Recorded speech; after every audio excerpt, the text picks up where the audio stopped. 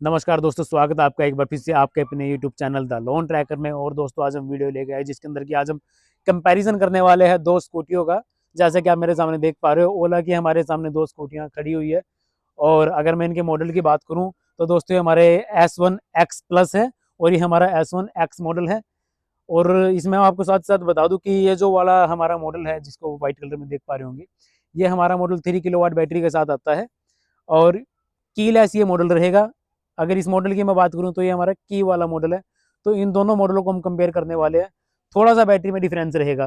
तो दोस्तों इस वीडियो के अंदर आज हम इस चीज़ को कवर करेंगे। अगर आपको वीडियो अच्छी लगे तो चैनल को लाइक जरूर कीजिए, वीडियो को लाइक कीजिए, कोई क्वेश्चन हो तो उसको कमेंट कीजिए। और साथ के साथ जो मेरे दोस्त चैनल पर नहीं हो चैनल को सब्सक्राइब जरूर कर ले।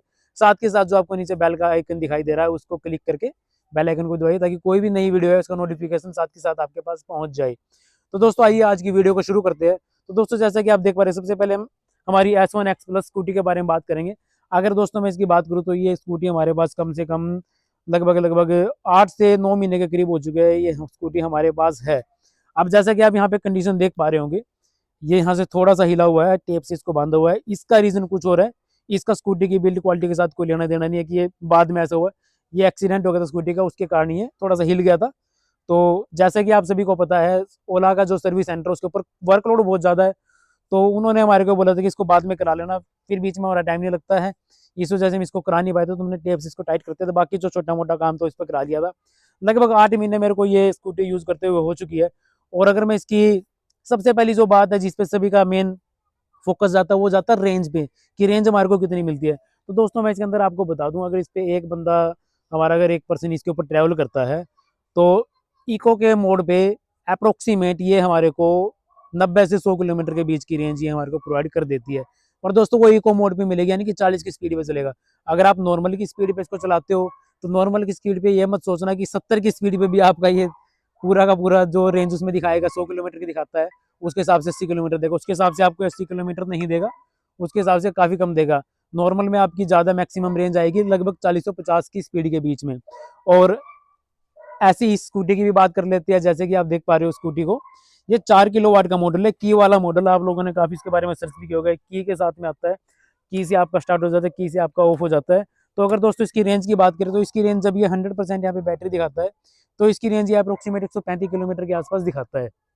तो अगर एक्चुअल की बात करूं तो एक्चुअल के अंदर आपको जो इसके अंदर रेंज मिलने वाली है दोस्तों इको के अंदर 40 की स्पीड पे, तो वो आपकी रेंज अप्रोक्सीमेट 120-25 के आसपास 120 ही मिलेगी। 120 से ज़्यादा आपको रेंज नहीं मिलने वाली है। उसके बाद इसमें 10% बैटरी रह जाएगी, उसमें भी ऐसी होता है 10% बैटरी रह जाती है।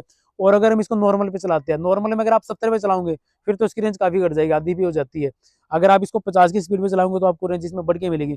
साथ के साथ दोस्तों रेंज के ऊपर एक जो फैक्टर पड़ता है वो पड़ता है वेट का, कि आप उसमें कितने बंदे बैठे हो। जैसे अकेला बंदा बैठा है 50-60-70 किलो तक का बंदा है तो उसमें मैक्सिमम जो इसकी रेंज दिखाई जाती है लगभग उसके आसपास ही रेंज मिलती है। पर अगर इसके ऊपर कोई थोड़ा हैवी बंदा बैठ जाए या 2 बंदे बैठ जाए या 3 बंदे बैठ जाए तो दोस्तों इसकी रेंज काफ़ी ज़्यादा घट जाती है। दोनों स्कूटी के साथ सेम ऐसे ही है।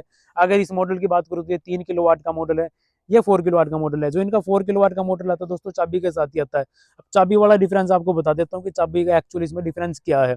तो दोस्तों यहाँ पे क्या है कि ये आपको स्मार्ट नहीं है, ये वाली जो स्कूटी मिलेगी ये स्मार्ट नहीं रहेगी आपकी।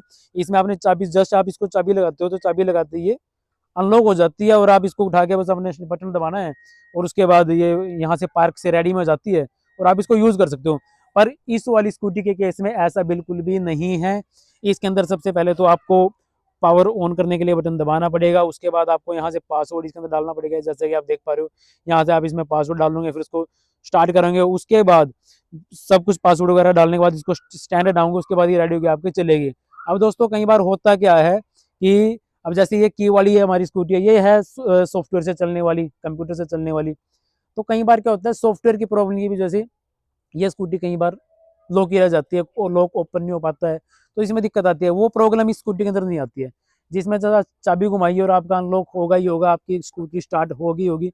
वो वाला सिस्टम नहीं है कि इसके अंदर कई बार जैसे कुछ भी मान लो सॉफ्टवेयर अपडेट होने लग गया तो आपकी स्कूटी खड़ी हो जाती है, चलेगी नहीं जब तक सिस्टम अपडेट हो रहा है। ऐसे कई बार प्रॉब्लम आ जाती है इसके बीच में आई भी है। कई बार इसका लॉक ओपन नहीं हुआ है, कई बार सॉफ्टवेयर का इशू आने लग जाता है, कई बार इसमें चार्जिंग का इशू दिखा देता है कि आपका चार्ज इशू हो रहा है।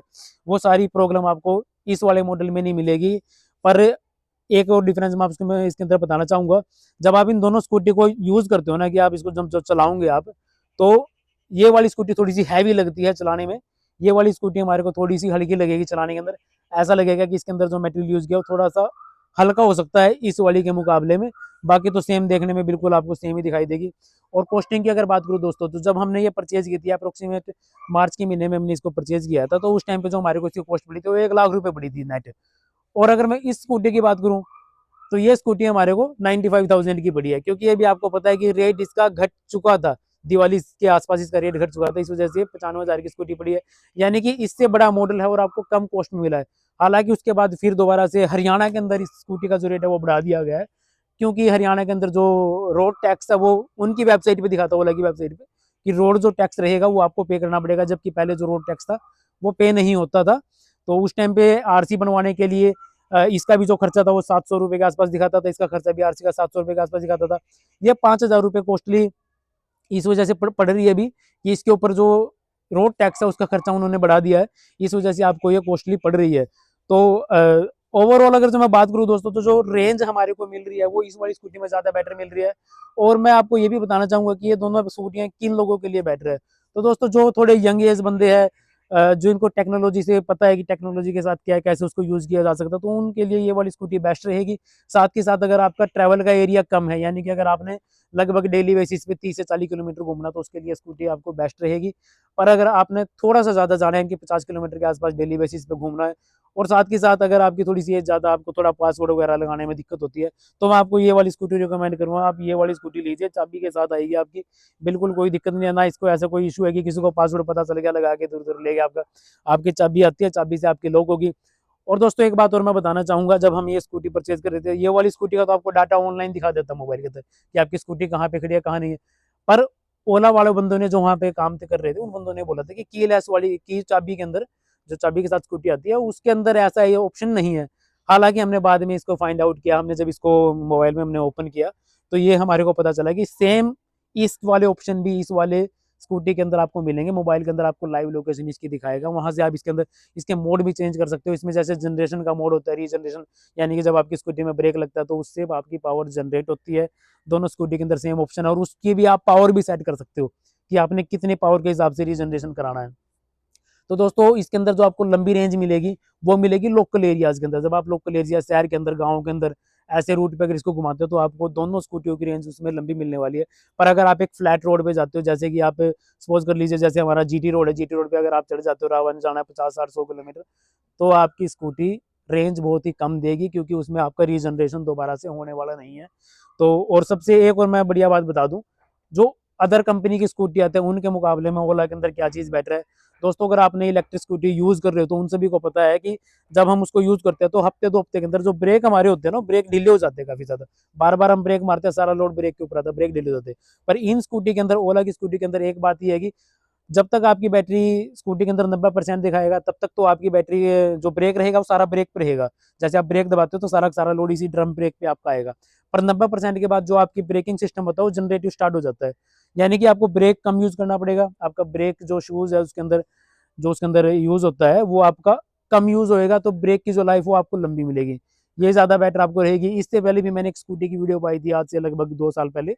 तो वो वाली स्कूटी भी हमारे पास अवेलेबल है, जो एम्पियर की मैग्नस प्लस है। उसमें सबसे ज़्यादा कॉमन इशू नहीं यही आता था कि उसकी हर 2 हफ्ते बाद हमारे को जो ब्रेक है वो टाइट करानी पड़ती थी।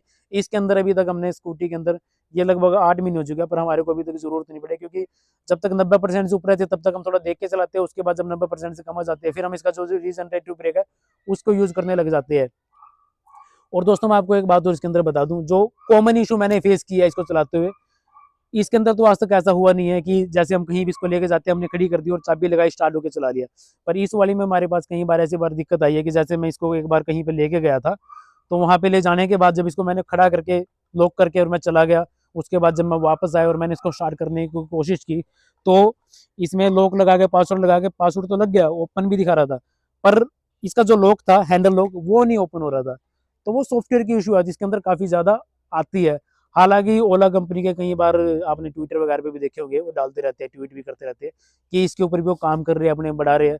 तो हम तो यही होप करेंगे कि आने वाले टाइम के अंदर वो काफ़ी इसके अंदर एडवांसमेंट और लेके आएँ, और जो नई स्कूटी ला रहे हैं उसके अंदर भी वो काफ़ी चेंज कर रहे हैं। तो बाकी सर्विस में थोड़ा सा टाइम ज़रूर लगता है। ओवरऑल अदर स्कूटी के मुकाबले में मैं इसको रेट करूँगा कि ये वाली स्कूटियाँ ज़्यादा बेटर है दूसरी कंपनियों की स्कूटी से, क्योंकि बिल्ड क्वालिटी वगैरह मतलब काफ़ी ज़्यादा इसकी अच्छी है। इस वजह से और स्कूटियों से मुकाबले में इनको आपको रिकमेंड करूँगा कि आप इन स्कूटी के साथ जाइए। हालाँकि सर्विस में थोड़ा-सा आपको इशू हो सकता है, क्योंकि एकदम से जैसे कंपनी की सेल बढ़ी है और सर्विस के लिए उतना स्टाफ उनके पास अवेलेबल नहीं है, उतने सर्विस सेंटर अवेलेबल नहीं है, तो उसका इशू ज़रूर है। और जो स्टाफ है हमारा यहाँ पे लोकल, अगर मैं ओला के सेंटर की बात करूँ, तो वो भी ज़्यादा कोऑपरेटिव स्टाफ है हमारे साथ। उन्होंने भी मतलब प्रॉपर्ली हमारे को गाइड किया था इसके अंदर लेने के लिए, तो उनका भी मेरे को काफ़ी रवैया उनका काफ़ी अच्छा लगा है। और जो मेन इशू जो आ रहा है कि टाइम बहुत ज़्यादा लग रहा है सर्विस में, वो इसी कारण से कि एकदम से सेल ज़्यादा होने के कारण उन वहाँ पे स्कूटी आती ज़रूर ज़्यादा है, पर क्योंकि वहाँ पे उनके पास इंजीनियर कम है। हालांकि कंपनी ने बोला कि वो उसमें इंजीनियर को बढ़ाने पे करेगी काम, तो होप सो हम उम्मीद करते हैं कि आने वाले टाइम के अंदर सर्विस भी काफ़ी ज़्यादा अच्छी हो जाएगी। और ओवरऑल अगर मैं अपना एक्सपीरियंस बताऊँ तो मेरे को तो स्कूटी के साथ काफ़ी ज़्यादा अच्छा एक्सपीरियंस रहा है। दूसरी मैंने स्कूटी यूज़ की हुई है जो नॉर्मल बैटरी वाली होती है, वो भी मेरे को काफ़ी ज़्यादा अच्छी लगी। बस इसमें स्कूटी में एक मेरे को जो कमी लगी है वो मैं आपको बता दूँ कि हम इसके अंदर एक्सटर्नल बैटरी यूज़ नहीं कर सकते। कई बार ऐसा होता है कि बंदे ने काफ़ी दूर जाना है या कोई प्लानिंग बना ले, तो एक्सटर्नल बैटरी हम लेके उसके साथ भी जा सकते हैं। पर इसके अंदर बस एक यही इशू है कि इसके साथ एक्सटर्नल बैटरी आप नहीं लेके जा सकते हो, यानी कि आपको एक लिमिटेड रेंज ही मिलने वाली है। कई बार ऐसा भी होता है कि जैसे आपकी बैटरी खत्म हो जाती है, तो ओला वालों ने एक काम अच्छा किया हो कि आप अपना चार्जर लेके चले जाओ, किसी भी ओला सेंटर पे जाइए, आपका चार्जिंग लगा के वहाँ पे चार्ज करवा देते हैं। कई बार हमारे को भी इशू फेस हुआ था, तो ओला के सेंटर पे जाके हमने वहाँ पे इसको चार्ज करा दिया। तो दोस्तों, उम्मीद करता हूँ कि वीडियो के अंदर दी जानकारी आपको काफ़ी अच्छी लगी होगी। अगर और भी आपका कोई क्वेश्चन है, जैसे मैं यूज़ कर रहा हूँ इसको और आप लोगों को पता है, अगर आप कुछ जानकारी लेना चाहते हो कि मेरे यूज़ से कैसा इसका एक्सपीरियंस है, तो उसके बारे में आप कमेंट कर सकते हो, मैं उसके बारे में आपको ज़रूर बताऊँगा। अगर आप और चीज़ें चाहते हो, जैसे आगे भी हम इसकी और वीडियो बनाएंगे, इनकी टेस्टिंग पे करेंगे लाइव एक साथ दोनों को चलाएंगे, पिकअप पे बात करेंगे और चीज़ें बात करेंगे, तो वो वीडियो भी हम आगे लेके आएंगे। तो अगर आपको कोई भी क्वेरी है स्कूटी से रिलेटेड, उसके अलावा सोलर से रिलेटेड, क्योंकि हमारी ज़्यादातर वीडियो सोलर भी आती है, तो आप कमेंट कर सकते हो, सिंपली कमेंट कीजिए, आपको उसको जवाब दिया जाएगा। और अगर वीडियो अच्छी लगी हो तो वीडियो को लाइक कीजिए, आपका कोई क्वेश्चन है तो कमेंट कीजिए, साथ के साथ चैनल को सब्सक्राइब कर लीजिए और आपको जो बेल आइकन नीचे दिखाई दे रहा है उसको भी दबा लीजिए, ताकि वीडियो का नोटिफिकेशन साथ के साथ आपके पास आ जाए। तो दोस्तों, इस वीडियो के अंदर इतना ही, मिलते हैं नेक्स्ट वीडियो में, तब तक के लिए धन्यवाद, टेक केयर, जय हिंद।